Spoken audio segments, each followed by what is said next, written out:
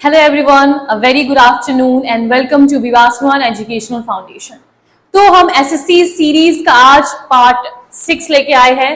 तो इसमें भी हम अराउंड 20 क्वेश्चंस करने वाले हैं। तो without wasting any time let's get started. So this is your first question. As you can see, spot the error. In this question what you have to do is you have to identify which part has an error, right? कौन से part में error है आपको ये बताना है। तो question number 1, neither of the boys are intelligent. Neither of एक रूल है जिसके हिसाब से अब जब देखते हो ऑफ के बाद क्या आना चाहिए, यहाँ पे आना चाहिए प्लूरल नाउन। तो नीदर ऑफ के बाद यहाँ पे प्लूरल नाउन तो आया है, बट उसके बाद जो वर्ब आना चाहिए that should be in singular form. तो यहाँ पे आर नहीं, यहाँ पे इज होना चाहिए। ठीक है, देखिए रूल क्या बोलता है, जब भी आपका नीदर दिया रहेगा तो नीदर से आपका होना चाहिए सिंगुलर नाउन और सिंगुलर वर्ब, तो ये होना चाहिए। लेकिन अगर नीदर के साथ ऑफ लगा हुआ है तो ऑफ के बाद हमेशा आना चाहिए प्लूरल नाउन और जैसा वर्ब है वैसा ही रहेगा, यानी सिंगुलर वर्ब ही आंसर आएगा। ठीक है, तो ये आपका होता है, एक स्ट्रक्चर होता है। सो नाइदर ऑफ के बाद प्लूरल नाउन तो आया है, बट जो आपका वर्ब है वो है आपका प्लूरल, तो हमें चाहिए इसमें सिंगुलर। तो इस पार्ट में एरर है, ऑप्शन नंबर बी आपका सही आंसर हो जाएगा। Question number 2, filling the blank. He was so tired that he could hardly dash his eyes open. वो इतना ज्यादा थक गया था कि he could hardly dash his eyes open. क्या होगा, make his eyes open, keep his eyes open, hold his eyes open या कैच। कैच तो नहीं कर सकते आई को, होल्ड भी नहीं कर सकते, क्या कर सकते हैं, कीप कर सकते हैं। So he was so tired that he could hardly keep his eyes open.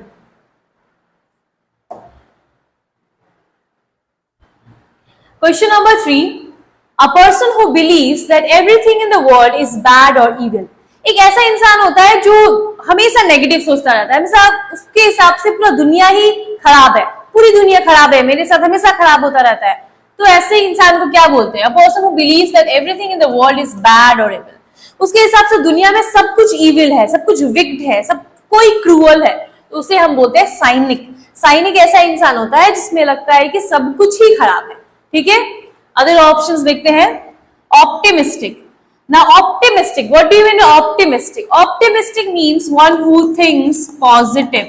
जो आप पॉजिटिव सोचता है, जो सिर्फ पॉजिटिव सोचेगा वो होगा आपका ऑप्टिमिस्ट। फिर उसके बाद है आपका पेसिमिस्ट। पेसिमिस्ट जो नेगेटिव सोचता है कि ओ मेरे साथ तो हमेशा बुरा हुआ, हमेशा बुरा होगा, ऐसे सोचता रहता है, तो उसको पेसिमिस्ट बोलते हैं। ऑप्टिमिस्ट उल्टा सोचता है, मेरे साथ हमेशा अच्छा होगा, पॉजिटिव सोचता है। ठीक है, और रियलिस्ट जो रियल जैसा चल रहा है वैसा।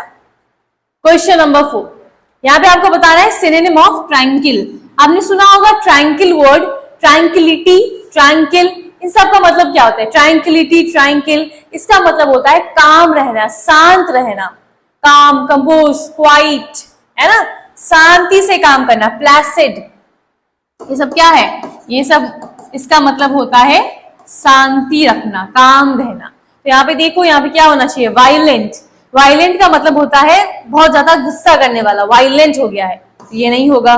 पीसफुल मतलब होता है शांति, यानी यही आपका आंसर हो जाएगा। एंग्री पता है आपको, फ्यूरियस ऑल्सो मीन्स, फ्यूरियस का मतलब भी होता है गुस्सा करना। ठीक है,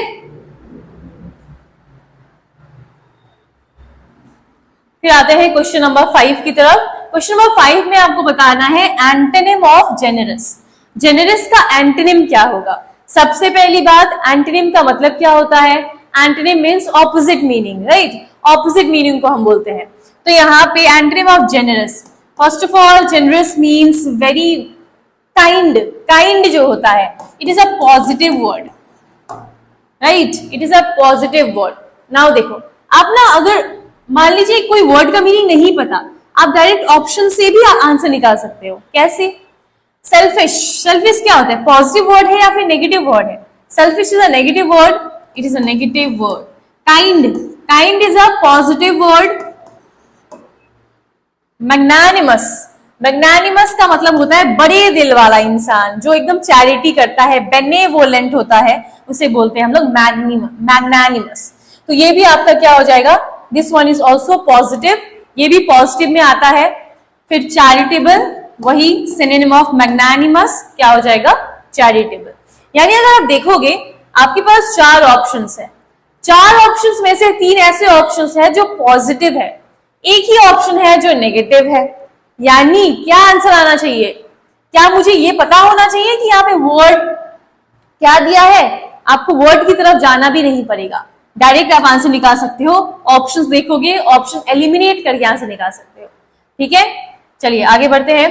सेंटेंस इंप्रूवमेंट है ये क्वेश्चन। She did not wrote the exam last week. Did जब भी आप देखोगे डिड, तो डिड के साथ वर्ब का हमेशा फर्स्ट फॉर्म आपको यूज करना होता है।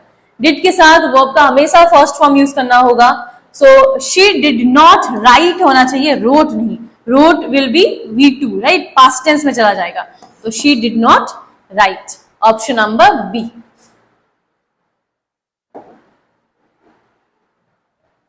Question number 7, to smell a rat. To smell a rat का मतलब होता है कुछ तो गड़बड़ है, कुछ तो गड़बड़ है, राइट। तो उसका मतलब क्या बोलते हैं, स्मेल अ रैट। मैं कुछ ऐसा सस्पेक्ट कर पा रहा हूं कि मुझे लग रहा है कुछ तो गड़बड़ है यहाँ पे, तो टू स्मेल अ रैट बोलते हैं उसे। तो टू सस्पेक्ट समथिंग रॉन्ग, कुछ गलत हो रहा है, आपने अज्यूम कर लिया, आपने सोच लिया हाँ यहाँ पे होने वाला है कुछ गड़बड़, तो to smell a rat. Next question, choose the correct option.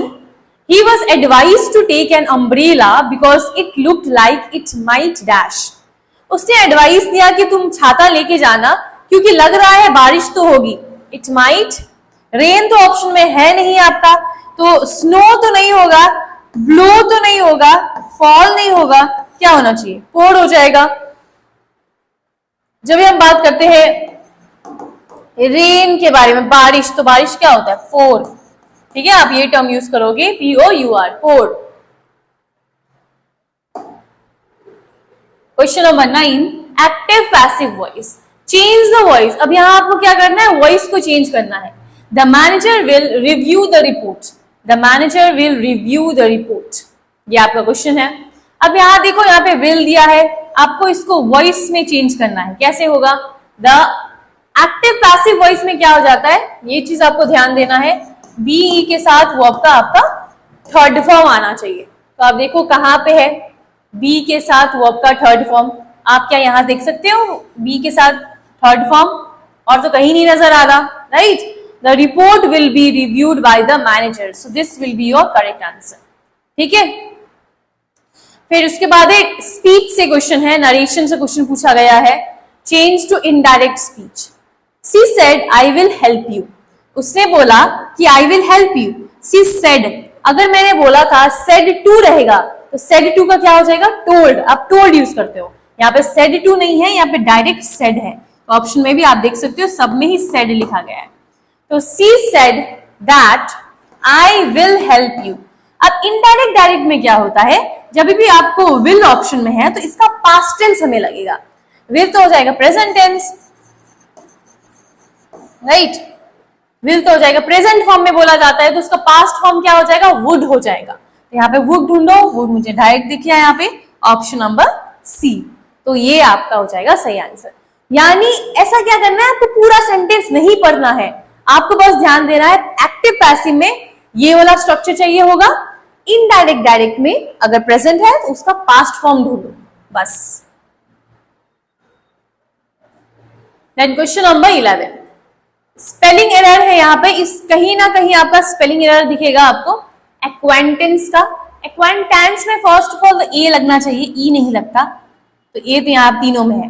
अब ए सी से स्टार्ट होता है, एक्विट जैसे होता है, तो क्या होना चाहिए, ए सी से, तो ये आपका सही होना चाहिए, option number B. Question number 12, यहाँ पे आपका पैराजम्बल। पैराजम्बल में जब भी मैं बोलती हूँ जो भी सिमिलर है वहां से स्टार्ट करो, आर से देखो, आर से हम यहां से स्टार्ट करते हैं। The man told the magistrate in the court that he had committed the crime. देखो कितनी आसानी से आंसर निकाल लिया हमने। तो इतना जल्दी अगर आपको आंसर निकालना है तो चारों ऑप्शन में से जो सिमिलर है आप पहले हमेशा उसी को उठाया करो, ज्यादातर चांसेस है कि वहीं से आपका आंसर निकल जाता है, जो कि निकलता भी है। So option number C. Question number 13, synonym of reluctant. अब रिलक्टेंट एक नेगेटिव वर्ड होता है। रिलक्टेंट का मतलब हो जाएगा नहीं, मेरा मन नहीं कर रहा, I am not willing to do anything, मेरा मन नहीं है थोड़ा भी, रिलक्टेंट बोलते हैं उसे। तो क्या होगा यहाँ पे, अनविलिंग होना चाहिए। ऑप्शन नंबर बी आपका सही आंसर हो जाएगा। ईगर, आप देखो, आप सपोज ये वर्ड का मीनिंग आपको नहीं पता था, राइट, ऑप्शन की तरफ आइए, देखिए यहाँ पे ईगर लिखा हुआ है। ईगर का मतलब क्या होता है, उत्साह, है ना, कोई चीज उत्साह होता है। ईगर, रेडी, रेडी भी आप रेडी हो कोई चीज करने के लिए। एंशियस, एंशियस तो हो गया कि हाँ बहुत ज्यादा एंशियस हो आप वो चीज करने का। तो आप कहीं देखोगे ए सी डी एक दूसरे के क्या है, एक दूसरे के सिनोनिम है, एक ही अलग वर्ड है, ऑप्शन नंबर बी, तो वो आपका सही आंसर हो जाएगा। फिर नेक्स्ट आते हैं डेटेरियोरेट। इसमें भी आप वो चीज करके देख सकते हो, डेटेरियोरेट। आपको इसमें ये भी देखना नहीं पड़ेगा एंटोनिम पूछा है या फिर सिनोनिम पूछा है, डायरेक्ट ऑप्शंस में देखो। Decline negative word, worsen negative word, improve positive word, rotten negative word, यानी answer will be option number C, right. ये अप्रोच बहुत काम आता है। जब भी आप देखोगे चार ऑप्शंस में से पॉजिटिव नेगेटिव करके निकाल दो answer. Choose the antonym of deteriorate. Question भी हमें नहीं देखना पड़ा सिनोनिम पूछ रहा है या एंटोनिम पूछ रहा है, हमें ये भी देखने की जरूरत नहीं है यहाँ पे, राइट, डायरेक्ट हम देख सकते हैं। अब पढ़ते हैं क्वेश्चन, फिर देखते हैं सही है कि नहीं। Antonym deteriorate. डेटेरियोरेट का मतलब होता है कोई चीज को घटा देना, कोई चीज को खराब कर देना। तो इसका एंटोनिम है, ऑपोजिट मीनिंग ऑफ खराब करना विल बी इंप्रूव। तो देखो आंसर वैसे भी आया, वैसे भी आया। तो जब आपको वर्ड मीनिंग नहीं पता होता है तो डायरेक्ट आप ऑप्शंस देखो, ऑप्शन एलिमिनेट करके आंसर निकालो। Question number 15, one who Yeats too much. अब जो बहुत ज्यादा खाता है, अब उसके लिए कौन सा वर्ड बोलते हैं हम लोग, जो बहुत खाता है।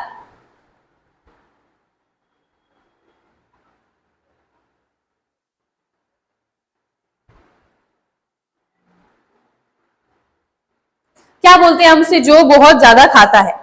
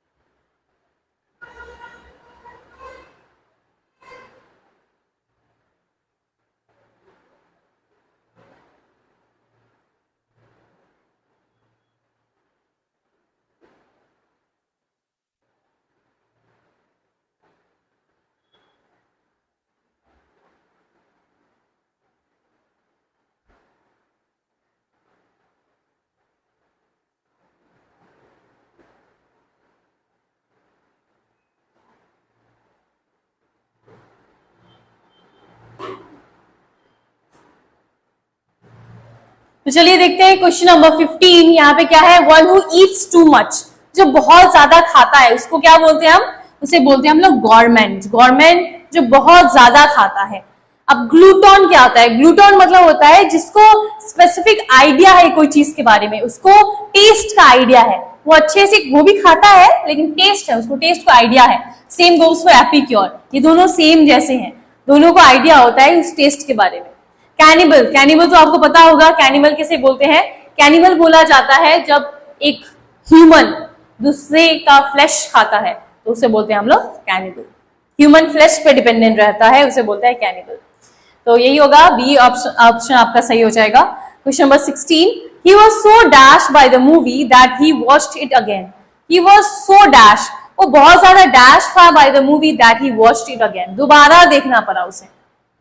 क्यों, कि बहुत ज्यादा इंटरेस्टिंग होगा इसीलिए फैसिनेटेड हो गया। Question number 17, the news are too good to be true. The news are too good to be true. सबसे पहली बात यहां देखिए, द न्यूज लिखा हुआ है। द न्यूज के बाद ये क्या होता है, प्लूरल होता है या फिर सिंगुलर होता है। न्यूज तो हम सिंगुलर मानते हैं, तो अगर सिंगुलर नाउन है तो verb will also be in singular form, इसलिए यहाँ पे होना चाहिए is, the news is, right. Option number B आपका हो जाएगा सही answer. Question number 18, to beat around the bush. बहुत बार ये एग्जामिनेशन में पूछा गया है, to beat around the Bush.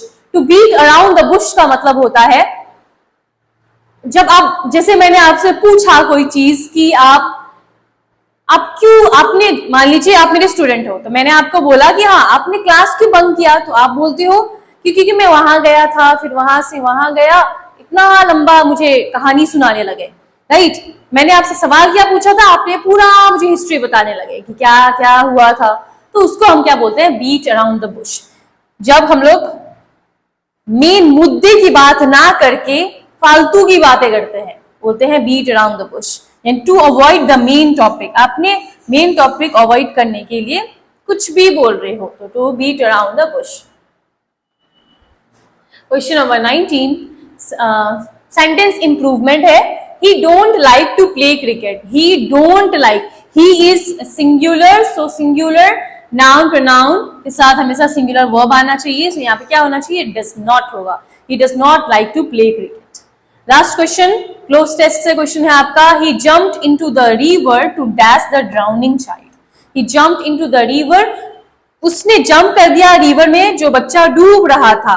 वो क्यों जंप किया, ताकि उसको क्या कर सके, रेस्क्यू कर सके, बचा सके, राइट। हम लोग रेस्क्यू कर सके, बचाए जा सके, उसके लिए हम रेस्क्यू बोलते हैं। रिकवर तो आपको पता है, कोई चीज को रिकवर, वापस से रिकवर करना।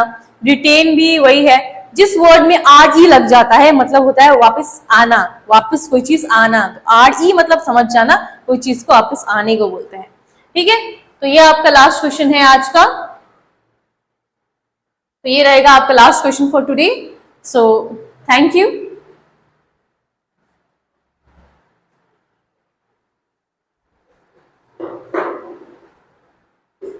Thank you for learning with Vivas One Educational Foundation. For contents like this, follow us on Facebook and Instagram today.